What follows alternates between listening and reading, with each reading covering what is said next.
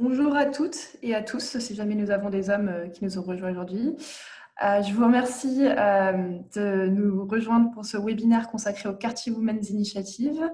Je m'appelle Gabrielle Demijola et je suis la chargée de programme du Quartier Women's Initiative. Je vais vous diffuser une petite présentation qui raconte en quelques mots quelle est notre mission et quels sont en fait les critères d'éligibilité et de sélection de l'appel à candidature. Une seconde. Est-ce que vous voyez tout mon écran? Parfait. Donc, j'ai l'immense plaisir d'accueillir avec moi aujourd'hui Zineb Agoumi, qui est donc la PDG et la fondatrice d'une entreprise prénommée EasyGain, qui a mis au point un tapis intelligent pour la réhabilitation à la marche et qui est également notre lauréate pour l'édition 2019. Merci Zineb. Également avec nous, nous avons Anino Emoua, qui est une consultante internationale du management, qui a fondé sa propre boîte de conseil Avandis Consulting et qui est une coach Quartier Women's Initiative depuis de nombreuses années. Donc un grand merci à Nina pour ton soutien. Et enfin, nous avons Samia Nani, qui est une membre du jeu du Quartier Women's Initiative, qui nous a rejoint en 2019 et qui est à la tête du Credit Origination à African Invest Private Credit. Donc, quelques règles que je voudrais que vous ayez bien toutes en tête. D'abord, vous verrez qu'en fait, il y a deux fonctionnalités sur ce webinaire. Une première fonctionnalité Q&A, dans laquelle vous pouvez rédiger toutes vos questions. Et ensuite, une deuxième fonctionnalité chat, dans laquelle vous pouvez nous faire part de vos remarques et de vos commentaires. Je voulais également vous signaler que vous recevrez une invitation pour rejoindre notre groupe LinkedIn dédié aux candidates souhaitant postuler à l'édition 2021 après la session. Donc, ma collègue Meng Zhu, qui est également sur cet appel et qui est notre modératrice technique, c'est-à-dire la personne qui va répondre aux questions dans le chat, vous enverra un email récapitulatif à la fin de la session qui comprendra donc l'ensemble des slides de cette présentation, un enregistrement vidéo et donc du coup le lien vers le fameux groupe LinkedIn. Je voulais également vous informer que notre prochain webinaire consacré au prix Science and Technology Pioneer se tiendra cet après-midi à 17h heure parisienne, c'est-à-dire CEST, Central European Summer Time. Donc, n'hésitez surtout pas à vous connecter à ce deuxième call si jamais vous souhaitez participer au Science and Technology Pioneer Award, sachant que ce premier call en français sera principalement dédié aux Regional Awards, c'est-à-dire aux prix régionaux, en égale mesure avec le Science and Technology Pioneer Award. Donc, on ne va pas pouvoir balayer tous les sujets et creuser vraiment toutes les particularités de ce prix-là. Je voulais également peut-être vous encourager aussi pour dynamiser cette session à ne pas hésiter à partager votre nom, votre pays ou votre ville d'origine, ainsi que l'objectif de développement durable sur lequel vous travaillez dans la chat box.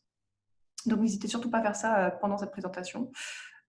Et puis, on va commencer. Donc, la mission du Quartier Women's Initiative, en anglais, c'est « A world in which every woman entrepreneur driving change can achieve her full potential ». Donc, ce qu'on veut dire par là, c'est que ce qu'on cherche à faire, c'est vraiment soutenir chaque femme entrepreneur à la tête d'une entreprise à impact positif et faire en sorte qu'elle puisse atteindre son tout potentiel. Alors, qui devrait postuler au Quartier Women's Initiative? Eh bien, c'est très simple. Nous avons des critères d'éligibilité très stricts. Ces critères diffèrent légèrement selon qu'on parle du Regional Awards, donc du prix régional, versus le Science and Technology Awards, c'est-à-dire le prix scientifique et technologique. Pour ce qui est du Regional Awards, on est à la recherche d'entreprises qui sont à but lucratif. Donc, nous n'acceptons pas les candidatures de la part d'associations, d'organisations caritatives ou encore de charité. On cherche des entreprises qui génèrent des revenus depuis au moins 1 an ou plus. Des entreprises qui n'ont pas levé plus de 2 millions de fonds dilutifs en dollars américains. Des entreprises qui ont entre 1 et 5 ans d'activité agréée et officielle, c'est-à-dire que à partir du moment où vous avez enregistré votre entreprise auprès du tribunal de commerce, vous avez besoin d'avoir enregistré entre août 2015 et août 2019 afin de pouvoir postuler au quartier Women's Initiative. Et puis après, très important aussi, comme forcément nous sommes une compétition qui cherche à promouvoir les entreprises à fort impact social et ou environnemental, il est important que votre entreprise s'inscrive dans au moins un des objectifs de développement durable de l'ONU. Il va de soi, mais étant un concours international, nous sommes également à la recherche, j'ai une mise à jour qui s'installe, également à la recherche de candidates qui maîtrisent parfaitement l'anglais. Donc, pour vous donner une idée, le niveau requis est le niveau B2 de l'Agence européenne des langues.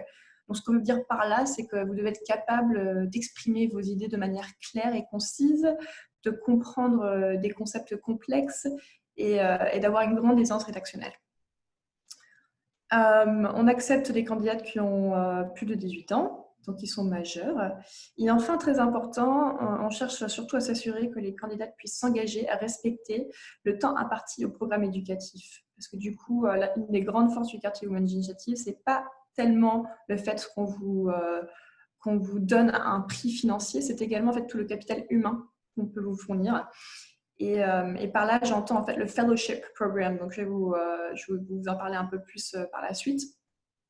Mais sachez que du coup, on recherche des candidates qui puissent consacrer en moyenne 3 à 4 heures de leur semaine entre février 2021 et mai 2021 au quartier Women's Initiative.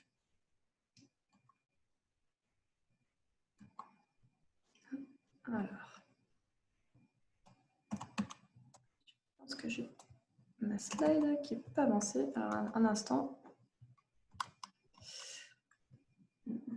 Alors, du coup, je suis désolée, je pense que la mise à jour fait que je ne peux pas déplacer mes slides, mais ce n'est pas grave. J'allais continuer en vous disant que par la suite, nous avons des critères de sélection qui sont propres aux Regional Awards. Ces critères de sélection étant, entre autres, du coup, en fait, on recherche des entreprises qui ont ce qu'on appelle en anglais du product market fit, c'est-à-dire une adéquation entre leurs produits et le marché qu'ils visent. Donc, on va vraiment faire une analyse détaillée du marché de chacune des entreprises.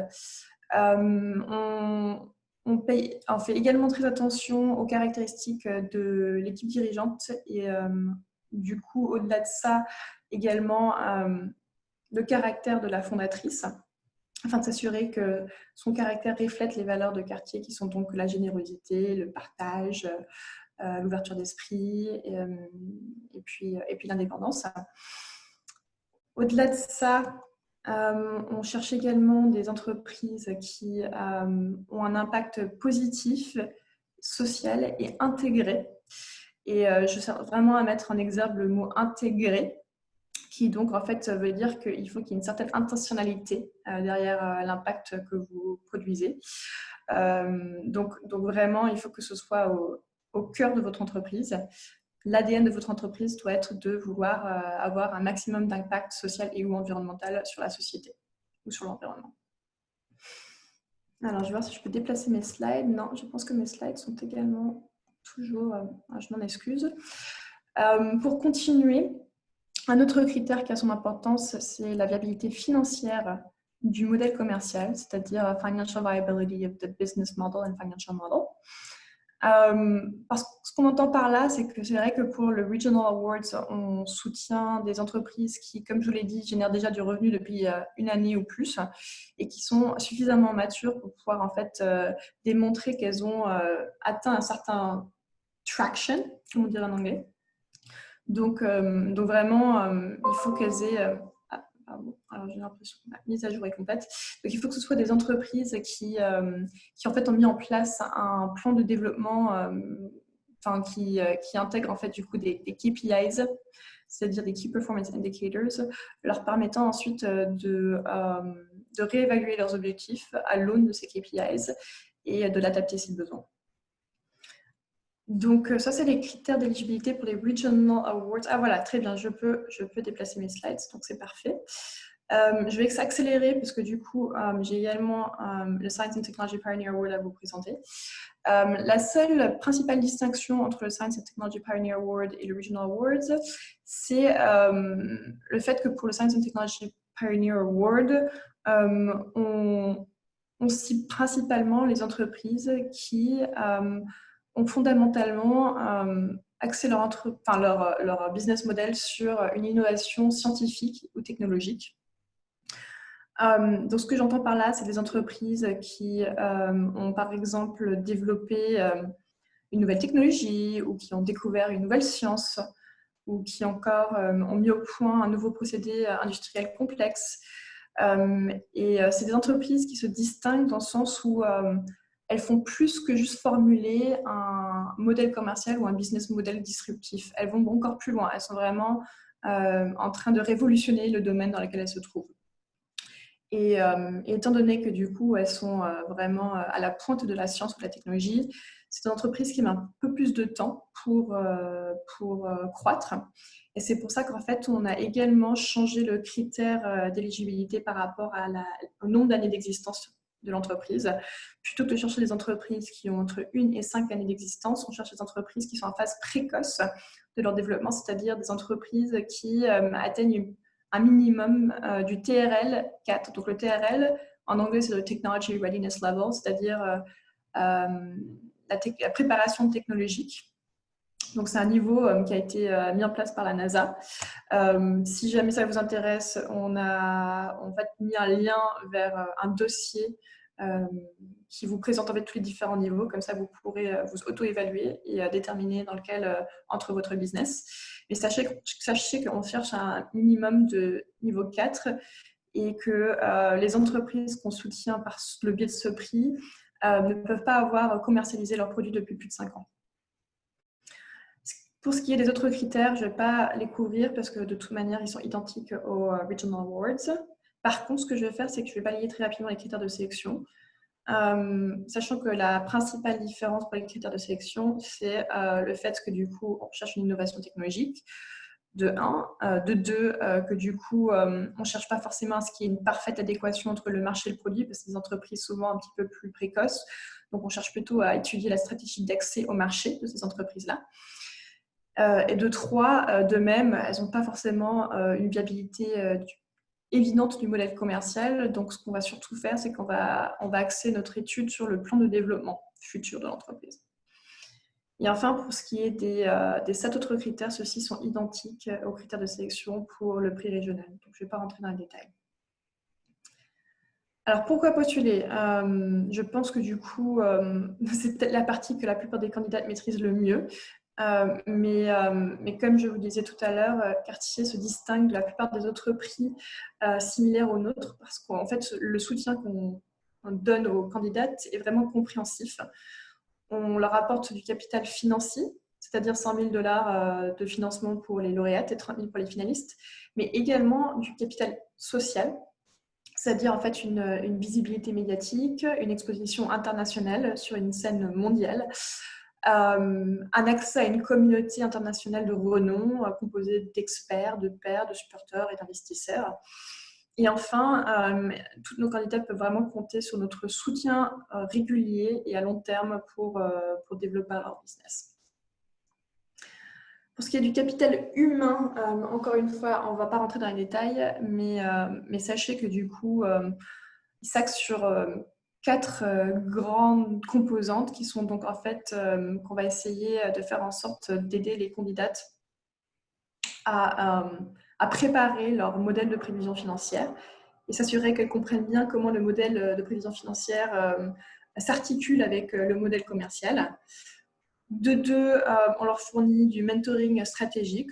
Donc, nous attribuons chaque année un mentor bénévole à chacune des finalistes qui va la conseiller et la soutenir dans le perfectionnement de ses compétences de leadership. Il y a également un 3e module, Speak to Inspire, où on leur apprend les bases de la communication à l'oral, extrêmement très utile lorsqu'elles ont une présentation à faire devant les membres du jury. Donc là, c'est vraiment des tips sur comment s'adapter à son public, traiter les questions difficiles, gérer son stress, etc. Et enfin, pour ce qui est du dernier module, On a l'immense plaisir de parrainer chaque année la participation de nos finalistes au programme d'entrepreneuriat social de l'INSEAD afin qu'elles puissent d'une part continuer à développer leurs connaissances et d'autre part, cette autre part compte beaucoup à mes yeux, on les met en relation avec une communauté d'entrepreneurs sociaux partageant les mêmes valeurs et les mêmes idées qu'elles.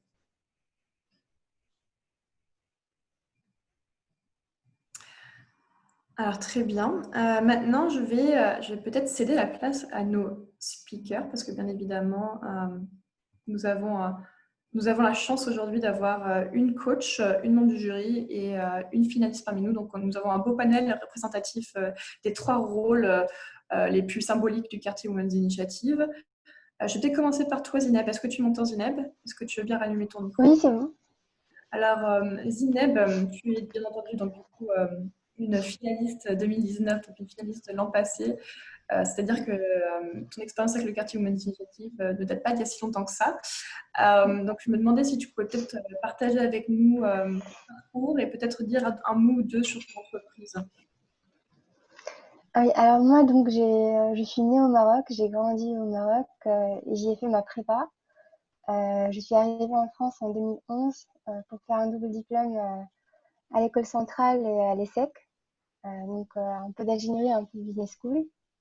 Et j'ai commencé ce projet en 2015. À l'époque, j'avais ma grand-mère qui faisait beaucoup de chutes chez elle à domicile. Je voulais développer un outil qui lui permettrait de marcher en sécurité sans risquer de tomber pour lui permettre de maintenir une activité physique régulière. Et donc, depuis, on a développé une machine de rééducation connectée qui permet de sécuriser le patient pendant sa marche, d'analyser ses mesures de performance et de le motiver par des jeux de rééducation. On commercialise depuis 2 ans, on a 150 établissements équipés et on commence à faire un peu d'export. Voilà. Bel accomplissement.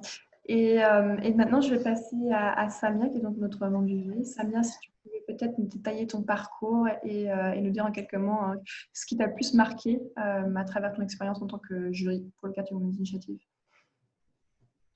Merci Gabrielle.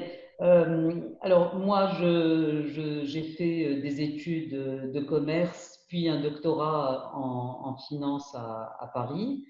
Ensuite, je suis rentrée à Tunis. J'ai pas du tout fait de l'enseignement. J'ai rejoint la Citibank où j'ai travaillé pendant 11 ans, où j'ai fait plein de choses, mais essentiellement le crédit. Et ensuite, j'ai participé à la création du campus tunisien de l'université Paris-Dauphine, qui était la fac où j'avais fait mon doctorat, donc que j'ai dirigé pendant quelques années. Et finalement, là, je suis depuis quelque temps chez Afrique Invest, ça fait à peu près 7 ans, où je suis à la tête du crédit, de l'origination, donc où on prête aux petites et moyennes entreprises en Afrique de manière générale. Alors, l'invitation à l'initiative Quartier a été absolument rafraîchissante. D'abord de voir justement toutes ces femmes, toute cette énergie pour justement porter quand même un projet qui est très très important, donc celui d'aider les femmes à être plus entrepreneuses, à être et surtout à réussir. Et les statistiques, malheureusement, sont affligeantes parfois, de voir comment les femmes n'arrivent pas à avoir du financement, n'arrivent pas à se vendre. Et je pense que Cartier a donné une superbe opportunité justement à ces femmes. Je pense que le moment le plus fort pour moi a été au-delà, bien sûr, du network que j'ai créé avec les femmes membres du jury, avec les femmes de quartier également. Mais aussi, je pense que le moment le plus fort a été les discussions avec les lauréates. Et ça, c'est le dernier round que l'on a avec les lauréates. Ça a été une expérience extrêmement forte. Et ça, en plus, elle a été assez importante pour le choix final de la gagnante de ce round. Merci beaucoup, Samia. Alors, Samia, il se trouve que, et ça, je l'ai appris à l'instant, juste avant qu'on démarre ce webinaire, que tu connais déjà bien notre docteur Anino Emoua, qui est donc notre dernière participante sur ce call.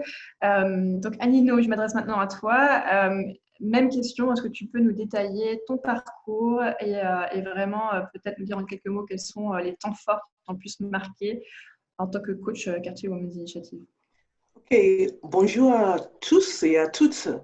Je m'appelle Anino Emoua, je suis nigériane et évidemment anglophone. Donc, vous allez m'excuser avec mon accent anglophone. Donc, j'ai commencé mes études, j'ai fait mes études en économie à Londres et après à London School of Economics. Et après, j'ai commencé ma carrière en Citibank comme Samia en tant que corporate banker. Donc, j'ai commencé à faire des gros prêts pour les grosses sociétés, donc des millions de dollars. Mais j'étais au Nigeria et j'ai vu qu'il y avait un trou pour les petites et moyennes entreprises qui n'ont pas la chance d'avoir le crédit au grandissent. Et j'ai travaillé dans plusieurs pays en Afrique et c'est toujours la même chose. Pas de financement pour les petites et moyennes entreprises. Et c'est comme ça que j'ai commencé à travailler avec les PME et les entrepreneurs. Et puis, j'ai fait un doctorat comme Samia en fait, pour comprendre pourquoi il y avait cet problème pour les petites et moyennes entreprises. Maintenant, j'ai lancé mon cabinet ici en France et je travaille en stratégie et finance internationale avec les entrepreneurs partout. Et aussi, j'ai créé des réseaux des femmes dans le monde du corporate world et aussi des entrepreneurs, des fondatrices. Et ça fait des années que j'ai travaillé, c'est le début de la troisième année, j'ai travaillé avec Cartier Women's Initiative. Et cette année, c'est toujours incroyable, mais cette année, c'était quelque chose d'autre. En fait, on a commencé au milieu de la pandémie.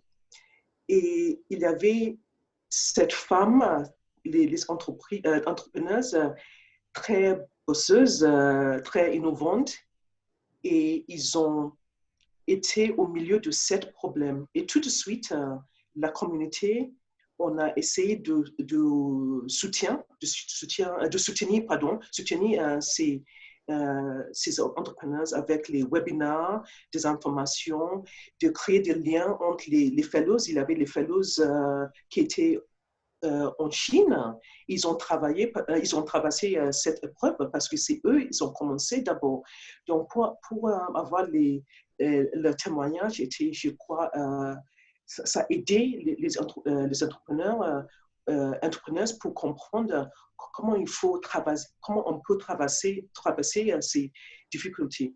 Donc, c'est une communauté très enrichissant. En fait, on travaille pas juste avec les fellows, mais aussi avec les autres coachs et aussi l'équipe de quartier, l'équipe de INSEAD. Et je crois que c'est la fête d'avoir cette réseau qui peut soutenir les fellows. Je crois que ça, c'est aussi très important. Et aussi pour moi aussi, ça fait du plaisir chaque fois quand j'ai reçu les dossiers, quand je regarde les projets très innovants et les entrepreneuses, elles font deux choses. Elles lancent leur propre entreprise, elles essaient de créer des entreprises viables et rentables et en même temps, elle essaie de résoudre les problèmes socio-économiques dans la communauté. C'est incroyable. Donc, chaque année, c'est quelque chose d'autre. Elles sont tous différentes et c'est très enrichissant pour moi comme coach. Merci beaucoup, Anino. Et ce que tu dis particulièrement vrai, c'est que du coup, la communauté, c'est une sorte d'écosystème en quelque sorte. Et Exactement. certes, nous présentons nos finalistes à des experts de renommée mondiale, mais elles ont tout autant à apprendre de la part des unes des autres. Et c'est exactement ce qu'on avait fait lorsqu'on a dû annuler malheureusement la cérémonie de remise des prix pour cause de Covid en mai dernier. C'est qu'on a organisé une série de webinaires, ce qu'on appelle les Peer Learning Sessions, des sessions consacrées à l'apprentissage entre pairs. Et donc, du coup, ça avait été très apprécié par bon nombre de finalistes. Donc, merci beaucoup d'avoir signalé ça, Anino. Je vais rebasculer sur Zineb. Zineb, est-ce que tu es toujours avec nous? Ah oui, parfait. Zineb, du coup, je pense que la question qu'on a tous pour toi, je me mets à la place des candidates qui postulent aujourd'hui, ce serait vraiment de savoir comment as-tu pu bénéficier du soutien du Quartier Women's Initiative. Donc, je détaillais dans ma présentation les différents pans du soutien. Donc, il y a soutien financier, humain et social. Et je voulais savoir si concrètement, il y avait peut-être un de ces leviers qui t'a pu servir. Alors, avant de candidater, c'est vrai que ce qui m'intéressait le plus, c'était le prix financier, parce qu'il y a beaucoup de concours où on parle d'accompagnement, mais où ensuite il n'y a pas vraiment d'accompagnement et on est un peu laissé à soi-même, ce qui est aussi bien, mais voilà, c'est différent.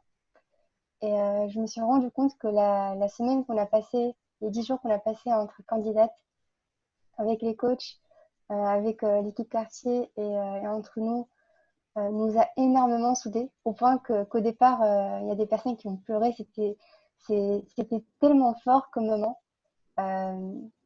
Et depuis, donc ça fait quand même un an, oui, ça fait un an, ça fait un peu plus d'un an qu'on en est revenu. Et on a toujours des liens aussi forts avec les candidates. Là, on parlait de la crise Covid, comme beaucoup de boîtes ont eu des difficultés.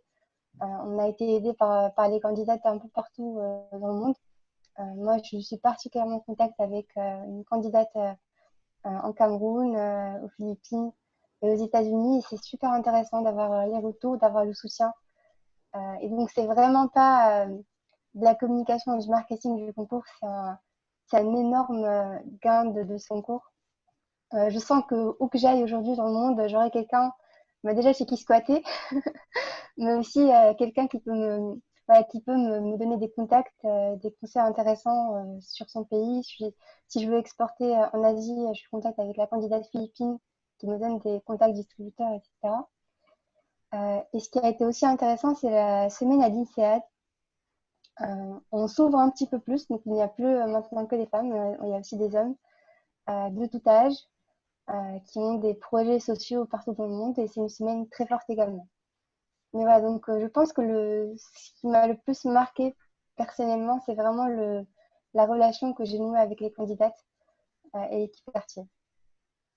Merci beaucoup Zineb. Donc oui, c'est vrai que j'ai l'impression que le principal atout du quartier Women's Initiative, ça a été non seulement de contribuer au développement de ton entreprise, mais également à ton développement personnel et à tes capacités de leadership. Donc c'est vrai que Oui. le Women's Initiative se distingue principalement par ce fait qu'on soutient la femme entrepreneur et pas seulement son entreprise.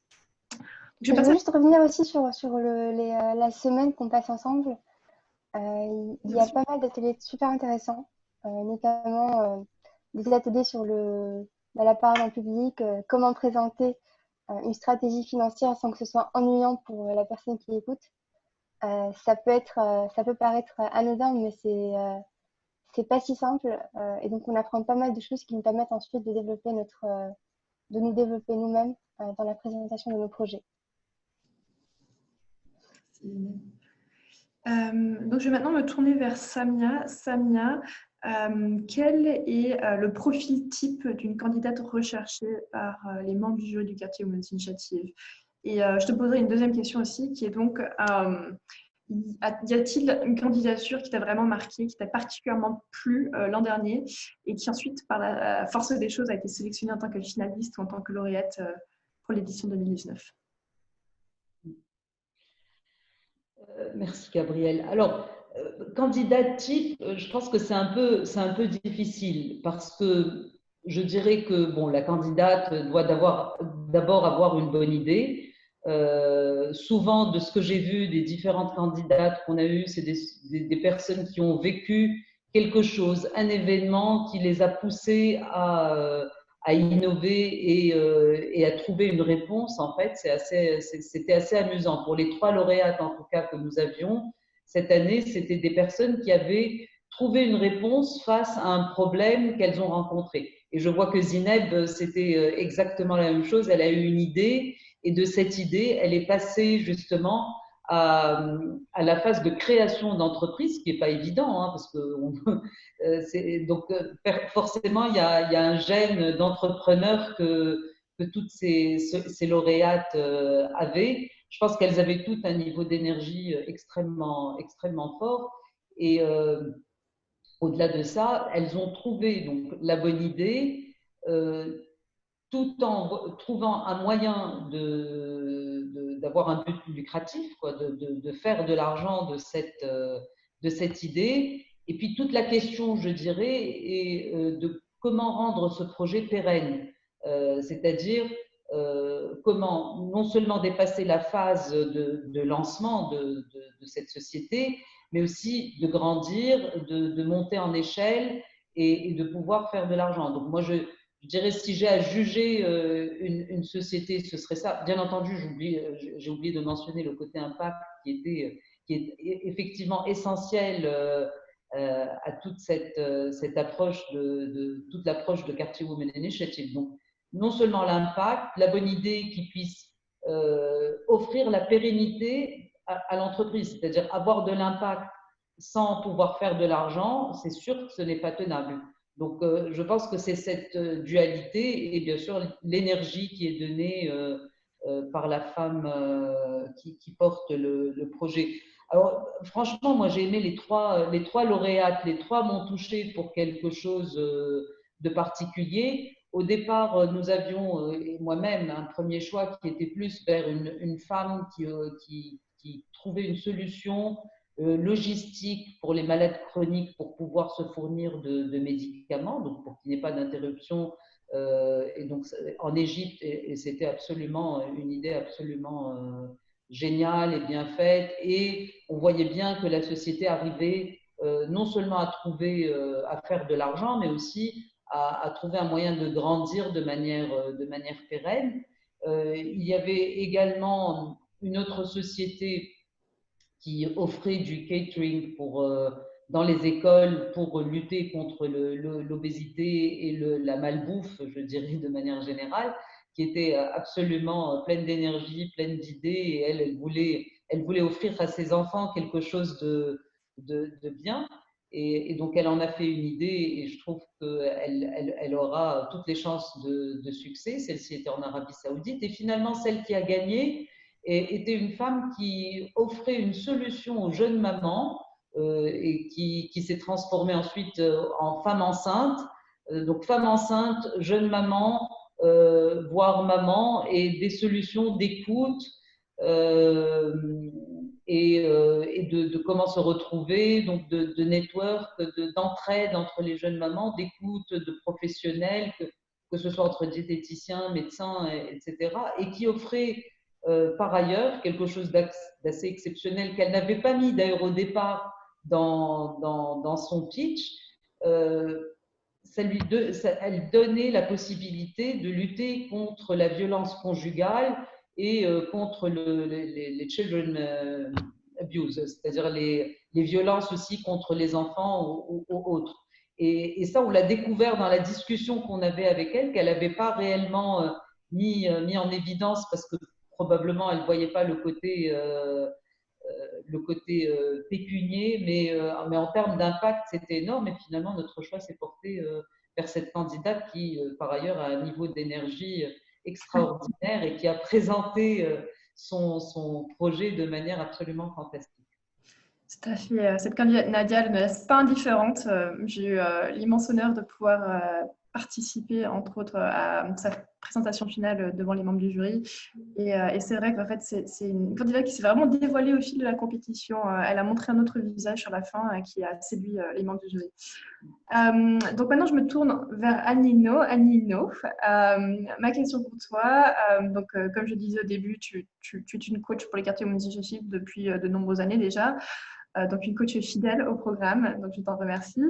Je voulais savoir surtout en fait comment tu envisages ton rôle de coach Et comment tu t'adaptes, par exemple, aux besoins de chacune des candidates? Je suppose qu'elles n'ont pas forcément besoin d'être coachées sur les mêmes, on va dire, coaching areas, comme on dit en anglais.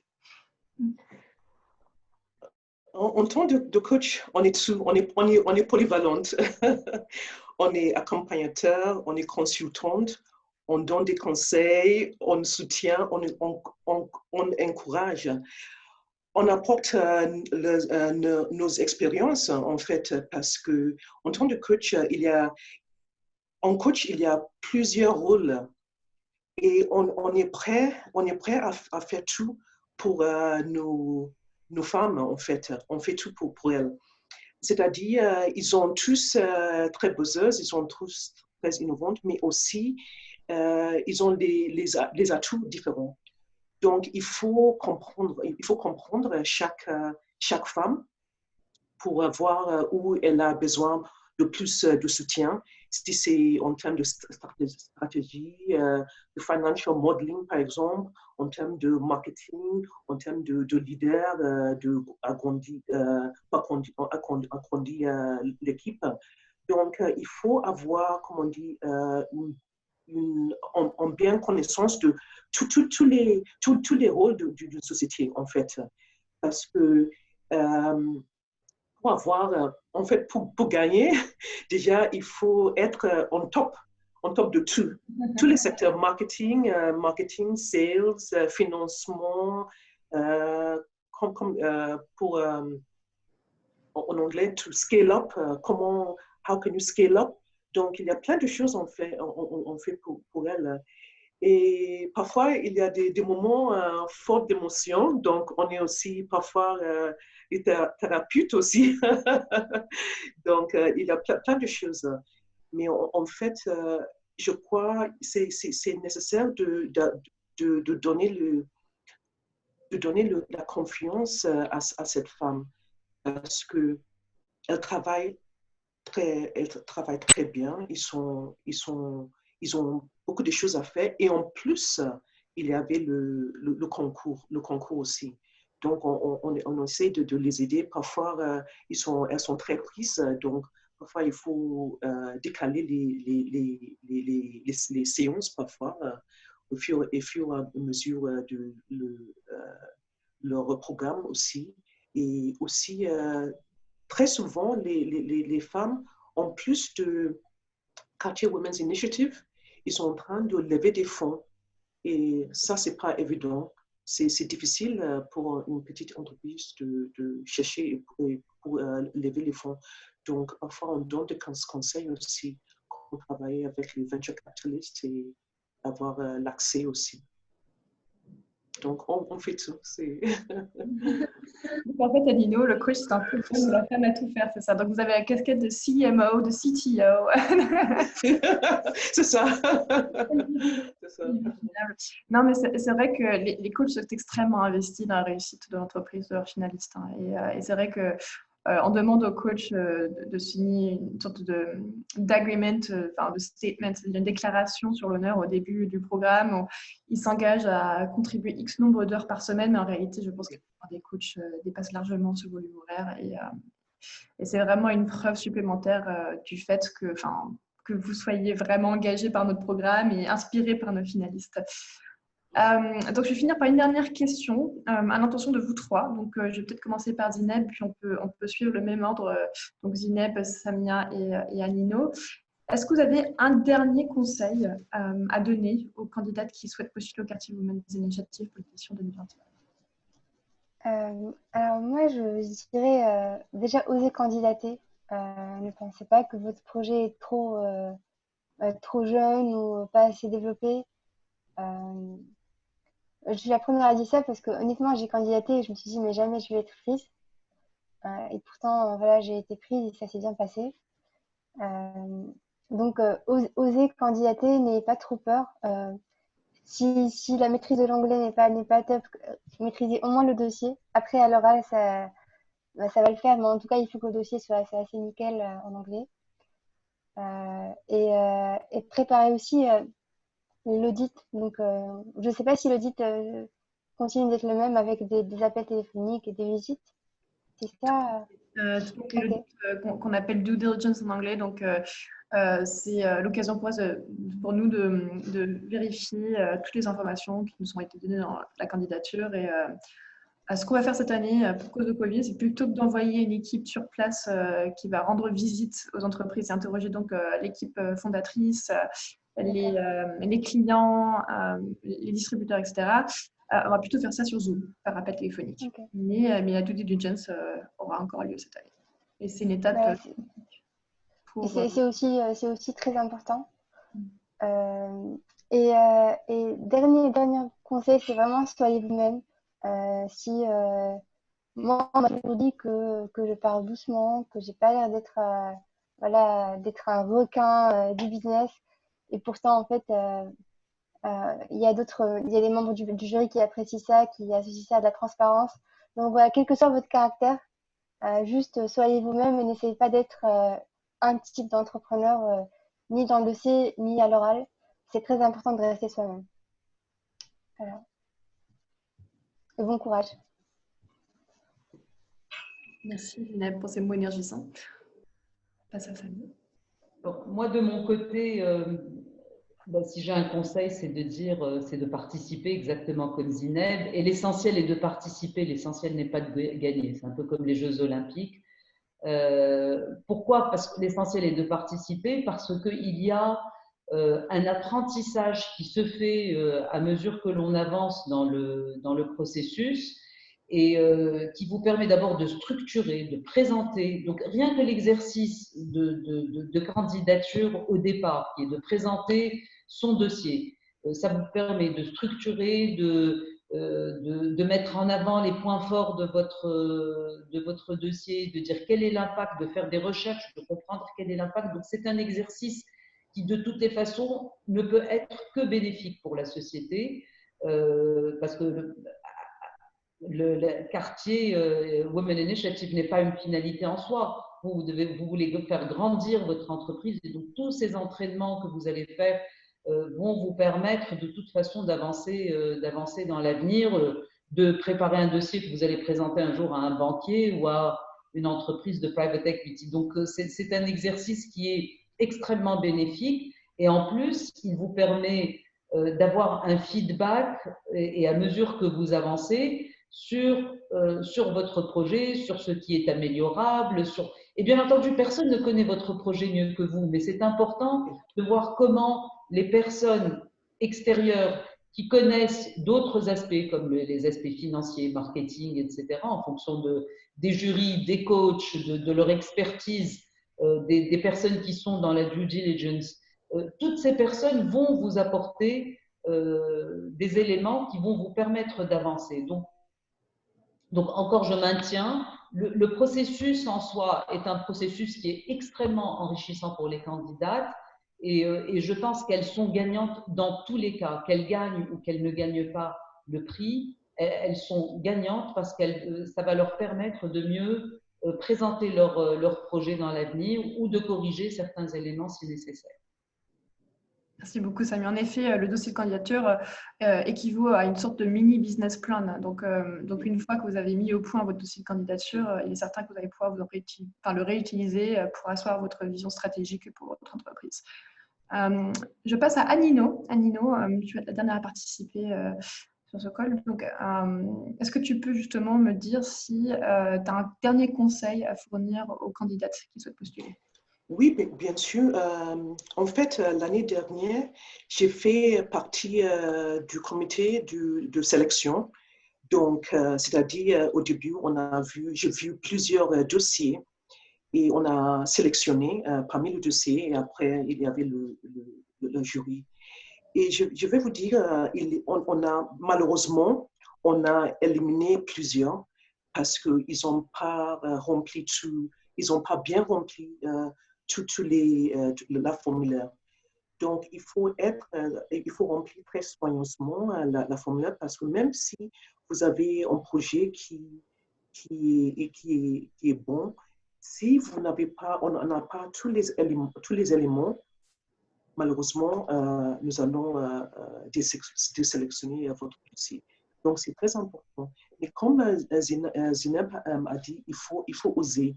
Et parfois, il y a les candidates qui ont osé la première fois, elles n'ont pas gagné, et la deuxième fois ou troisième fois. Donc, il y a ça aussi. Donc, si cette fois, vous n'avez pas gagné, peut-être c'est trop tôt.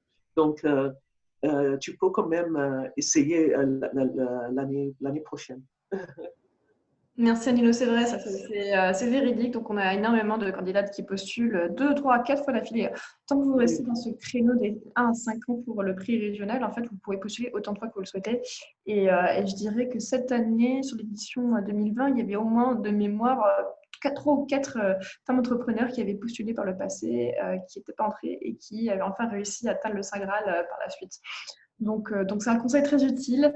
Et puis, je tiens à préciser aussi, merci à Nina d'avoir mis le doigt sur ce que j'appelle une véritable plaie, c'est les candidatures incomplètes. Donc, s'il vous plaît, faites l'effort quand même de remplir l'intégralité du dossier de candidature et d'y adjoindre toutes les pièces jointes obligatoires, parce que c'est vraiment trop dommage d'avoir investi autant de temps pour se retrouver refoulé pour cause de champs incomplets. Donc, on a encore 10 petites minutes devant nous. Donc, ce que je vais faire, c'est que avec nos autres speakers, Zineb, Samia et Anino, nous allons répondre aux questions des candidates. Je vois qu'il y en a 2 dans la question box, dont une première de la part de Galité. Pourriez-vous nous donner des exemples de sociétés candidates de quartier qui ont créé des Unicorn Exit IPO, leur compagnie? Une excellente question. Alors, j'ai pas. Moi, Ah oui, vas-y. j'en ai en fait, je sais plus comment elle s'appelle, mais c'est une des anciennes candidates des premières versions.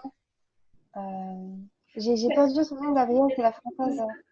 C'est celle qui me vient tout de suite à l'esprit aussi, qui est donc la fondatrice d'Herborian, donc marque de cosmétiques qui a pour particularité d'utiliser des ingrédients naturels et d'allier la science coréenne avec du coup l'élégance française. Donc c'est une marque de cosmétiques franco-coréenne qui en fait a fini par être rachetée par le groupe L'Occitane. Alors Kathleen Bérénier a participé dans une des toutes premières éditions du Creative Homes Initiative, donc c'était en 2008 ou en 2009. Depuis qu'elle a revendu sa société à L'Occitane, il me semble qu'elle n'est plus la PDG, donc elle a repris un rôle plutôt de conseillère, on va dire, et elle est également sur le board, donc elle a encore une petite main mise sur l'entreprise, mais elle a vraiment pris du recul par rapport à ça, et je sais qu'elle a lancé d'autres projets en parallèle. Donc c'est l'exemple qui me vient à l'esprit. Il y a également Ranma dans ton édition, Zineb, qui elle, du coup, n'a pas encore atteint le IPO, mais qui a fait de très grosses levées de fonds. Il me semble qu'aux dernières nouvelles, elle avait levé plus de 4,5 millions, si je ne m'abuse, ce qui est une somme impressionnante, sachant que tout de même, petit bémol, elle est basée dans la Silicon Valley où l'argent coule à flot. Donc, je pense que c'est plus facile pour une entreprise de la tech qui est basée à San Francisco de lever des fonds qu'une entreprise basée dans une région émergente. Et c'est pour ça que nous, au Creative Homes Initiative, on cherche à donner nos sens à toutes les candidates, quel que soit leur pays d'origine. Deuxième question de Galit. Galit, could you kindly provide some examples of former Cartier Women CEO, their companies that achieved a significant level of growth, impact, IPO, exit in the past 5 years? Ah, c'est la même question. On a donc répondu à tes questions. Je ne sais pas s'il y a d'autres questions dans la chat box. Je vais quand même vérifier. Parce que je sais que parfois les candidates se trompent de section. J'ai l'impression qu'on a fait le tour. Je me permets juste de lire un instant. Non, je pense que c'est bon. Donc, si vous n'avez pas d'autres questions, n'hésitez surtout pas à rejoindre le groupe LinkedIn où vous allez pouvoir poser toutes vos questions par écrit si jamais vous deviez en avoir d'autres qui vous venaient à l'esprit par la suite. Je sais également qu'on va organiser d'autres webinaires en anglais cette fois-ci, dont celui que je vous parlais, qui est donc le webinaire dédié au prix scientifique et technologique cet après-midi. Mais il va également y avoir des workshops dédiés à certains critères de sélection où on va vraiment creuser un critère en particulier avec des experts. Donc n'hésitez surtout pas à vous tenir au courant de notre actualité en vous inscrivant à notre newsletter. Sur ce, je vous remercie Samia, Anino et Zineb d'avoir pris le temps de participer à ce webinaire avec nous. Et puis encore une fois, merci à toutes les candidates d'être venues si nombreuses. On espère avoir le plaisir de lire votre dossier de candidature d'ici quelques mois.